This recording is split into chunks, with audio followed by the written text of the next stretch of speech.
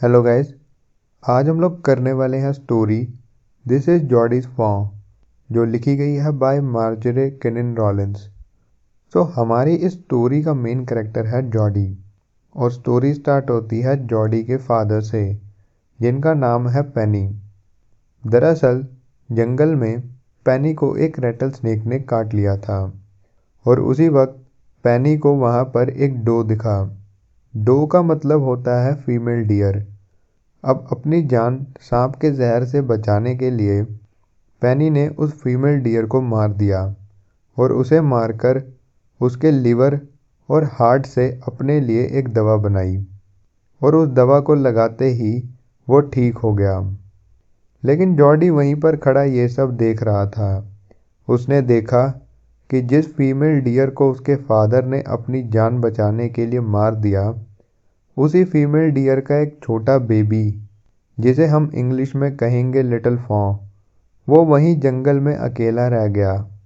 अब इस सीन के बाद जॉडी और उसके फादर फॉरेस्ट से घर पर आ गए। लेकिन जॉडी को ये बात बहुत तंग कर रही थी कि वो लिटिल फॉ वहीं फॉरेस्ट में अकेला रह गया है, और वो सोचने लगा कि वो लिटिल फॉ उस जंगल में अब अकेला कैसे रहेगा। अब अगले दिन जॉडी ने अपने फादर से लिटिल फॉ के बारे में बात की। वो अपने फादर के कमरे में गया, और उसने पहले अपने फादर से उनकी तबीयत के बारे में पूछा, और उसके बाद बातों बातों में जॉडी ने लिटिल फॉ के बारे में बात शुरू कर दी, और उसने अपने फादर से कहा कि मैं उस लिटिल फॉ को घर पर लाकर पालना चाहता हूँ। पहले तो ये बात सुनते ही उसके फादर सोच में पड़ गए कि वो जॉडी को इस बात पर क्या जवाब दें। लेकिन जॉडी ने अपने फादर से कहा कि उस छोटे से लिटिल फॉ को पालना कोई बहुत मुश्किल काम नहीं। जब तक वो पत्ते वगैरह खाने शुरू नहीं करता, तब तक मैं उसे अपने हिस्से में से थोड़ा सा दूध पीने के लिए दे दिया करूँगा, और मैं उसका अच्छे से ख्याल रखूँगा।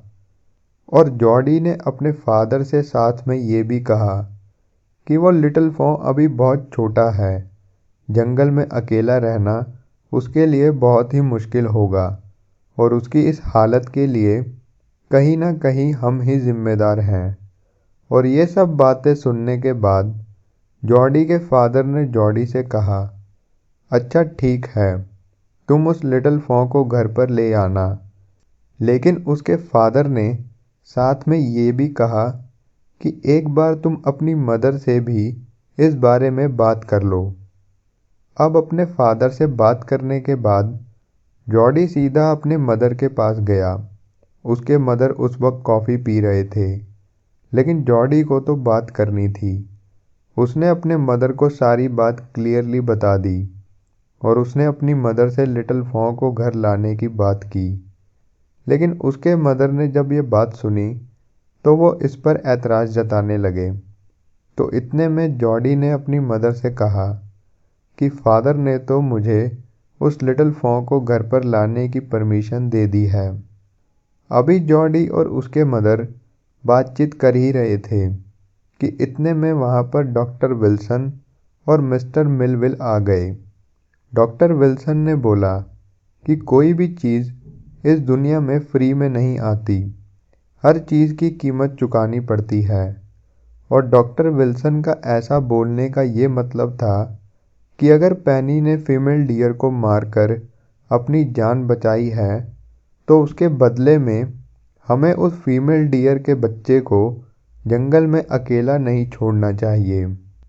अभी ये बात चल ही रही थी कि मिस्टर मिलविल भी बीच में बोल पड़े।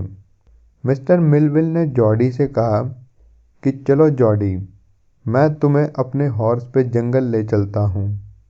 जॉडी के मदर कंफ्यूज हो गए, और उन्होंने जॉडी से कहा कि तुम उस लिटिल फॉ को सिर्फ अपने हिस्से में से थोड़ा सा दूध पीने के लिए दोगे, उसके अलावा मैं उसे खाने के लिए कुछ भी नहीं दूंगी। जॉडी ने अपने मदर की बात मान ली। इतने में मिस्टर मिलविल ने जॉडी को बोला, चलो जॉडी, मैं तुम्हें अपने हॉर्स पर जंगल ले चलता हूँ। जॉडी मिस्टर मिलविल के साथ हॉर्स पर बैठकर जंगल की तरफ चल पड़ा और उसने अपनी मदर को कहा कि वो डिनर से पहले घर वापस आ जाएगा। पर रास्ते में जाते हुए मिस्टर मिलविल ने जॉडी से लिटिल फॉ के बारे में सवाल पूछा। मिस्टर मिलविल ने जॉडी से पूछा कि जॉडी, मुझे एक बात बताओ, तुम्हें ये कैसे पता चला कि वो लिटिल फॉ मेल है या फीमेल? तो जॉडी ने मिस्टर मिलविल से कहा कि उस लिटिल फॉ की बॉडी पर कुछ स्पॉट्स हैं, कुछ धब्बे हैं जो बिल्कुल एक लाइन में हैं, और उन्हीं स्पॉट से मुझे पता चला कि वो लिटिल फॉ एक मेल है। अब ऐसे ही बातें करते हुए जॉडी और मिस्टर मिलविल जंगल में पहुंच गए, लेकिन अब जॉडी चाहता था कि मिस्टर मिलविल उसे जंगल में अकेला छोड़कर वहां से वापस चले जाएं, और इस बात के दो रीज़न थे। पहला रीज़न ये था कि जॉडी डर गया था। वो सोच रहा था कि इतनी दूर आने के बाद अगर कहीं उसे लिटिल फॉ नहीं मिला या उसे लिटिल फॉ डेड मिला, मरा हुआ मिला, तो वो बहुत ही सैड हो जाएगा, और वो ये नहीं चाहता था कि मिस्टर मिलविल उसे वहाँ पर एकदम सैड हालत में देखें। और दूसरा रीज़न ये था कि अगर जॉडी को वो लिटिल फॉ मिल गया तो वो उसके लिए बहुत ही स्पेशल मोमेंट होगा, और वो उस मोमेंट को अकेला ही एंजॉय करना चाहता था। इसीलिए उसने मिस्टर मिलविल को वापस अपने घर जाने के लिए कहा। जॉडी ने मिस्टर मिलविल से कहा कि आगे झाड़ियाँ बहुत ही पतली हैं, वहाँ पर हमारे हॉर्स नहीं जा पाएंगे, तो मैं यहाँ से अकेला आगे चला जाता हूँ और आप वापस घर चले जाइए। लेकिन मिस्टर मिलविल कहने लगे कि मैं तुम्हें यहाँ पर अकेला छोड़कर नहीं जाऊँगा, तुम्हारी जान को खतरा हो सकता है। लेकिन जॉडी ने कहा कि मैं अपना ख्याल रख लूँगा, आप मेरी चिंता मत कीजिए, बस आप आराम से घर चले जाइए। अब मिस्टर मिलविल ने जॉडी की बात मान ली और वो वहाँ से वापस अपने घर चले गए। मिस्टर मिलविल के वहाँ से जाने के बाद जॉडी उस जगह पर गया जहाँ पर उस फीमेल डियर की डेथ हुई थी, और वो उस एरिया के आसपास ही लिटिल फॉ के पैरों के निशान ढूंढने लगा। लेकिन उस लिटिल फॉ के पैरों के निशान जॉडी को नहीं मिले। फिर अचानक से झाड़ियों में से ही कुछ आवाज़ सुनाई दी। उस आवाज़ को सुनते ही जॉडी बहुत ज़्यादा घबरा गया, लेकिन उन झाड़ियों में से एकदम से ही लिटिल फॉ जॉडी के सामने निकलकर आ गया। अब लिटिल फॉ को देखकर वो बहुत ज़्यादा खुश हो गया। उसने लिटिल फॉ को गोद में उठा लिया, और लिटिल फॉ को गोद में उठाने के बाद जॉडी ने सोचा कि मैं इसे इसकी मदर की डेड बॉडी से दूर ले जाता हूँ, ताकि कहीं ये अपनी मदर की डेड बॉडी देखकर डर ना जाए। जॉडी लिटिल फॉ को लेकर कुछ दूर तक चला और वो उस रोड पर आ गया जहाँ से वो सीधा घर की तरफ जा सकता था। अब जॉडी लिटिल फॉ को अपनी गोद में उठाकर उस रास्ते पर पैदल चल रहा था, लेकिन वो चलते चलते थक गया। तो बीच रास्ते में ही उसने लिटिल फॉ को गोद से नीचे उतार दिया और सड़क के किनारे ही आराम करने लगा। अब जब वो आराम कर रहा था तब उसे अपने फादर की कही हुई बात याद आई। उसके फादर ने उसे कहा था कि लिटिल फॉ को थोड़ी देर उठाने के बाद अगर तुम उसे नीचे रख दो तो वो तुम्हें खुद ही फॉलो करने लगेगा। तो जॉडी फॉ को नीचे रखकर चलने लगा, लेकिन फॉ ने उसको बिल्कुल भी फॉलो नहीं किया।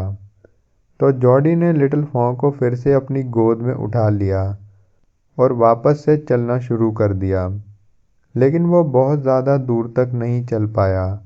उसने फिर से लिटिल फॉ को नीचे रखकर आराम करना शुरू कर दिया। लेकिन इस बार क्या हुआ कि जब जॉडी ने चलना शुरू किया तो लिटिल फॉ ने भी उसको फॉलो करना शुरू कर दिया, और थोड़ी देर में ही जॉडी लिटिल फॉ के साथ अपने घर पहुंच गया और घर पहुंचने के बाद जॉडी के दिमाग में आइडिया आया कि क्यों ना मैं आगे आगे चलूं और ये लिटिल फॉर्म मेरे पीछे पीछे चलकर मेरे फादर के कमरे में आए। लेकिन जॉडी के फादर के रूम तक सीढ़ियां चढ़कर पहुंचा जा सकता था और लिटिल फॉर्म अभी बहुत छोटा था, तो वो सीढ़ियों के पास आकर रुक गया क्योंकि सीढ़ियां चढ़ना उसके लिए अभी थोड़ा मुश्किल था। और इस वजह से जॉडी ने लिटिल फॉ को अपनी गोद में उठा लिया और उसे लेकर वो अपने फादर के कमरे में चला गया। अब जब जॉडी के फादर ने जॉडी को लिटिल फॉ के साथ देखा तो वो बहुत ही ज़्यादा खुश हो गए। और इस सीन के बाद जॉडी ने लिटिल फॉ को एक कटोरे में दूध पीने के लिए दे दिया। अब उस छोटे से लिटिल फॉ को कटोरे से दूध पीना नहीं आ रहा था, तो उसको दूध पिलाने के लिए जॉडी ने दूध में अपनी फिंगर डुबाकर कुछ बूंद लिटिल फॉ के मुंह में डाल दी। और उसके बाद जब जॉडी दोबारा अपनी फिंगर उस कटोरे के पास लेकर गया तो लिटिल फॉ ने उसकी फिंगर को फॉलो किया और फिर वो डायरेक्टली मुंह लगाकर उस कटोरे से दूध पीने लग गया। और यहीं पर हमारी स्टोरी का एंड हो गया। आई होप आपको वीडियो अच्छी लगी होगी। वीडियो अच्छी लगे तो चैनल को लाइक शेयर सब्सक्राइब ज़रूर करें। वीडियो देखने के लिए थैंक यू।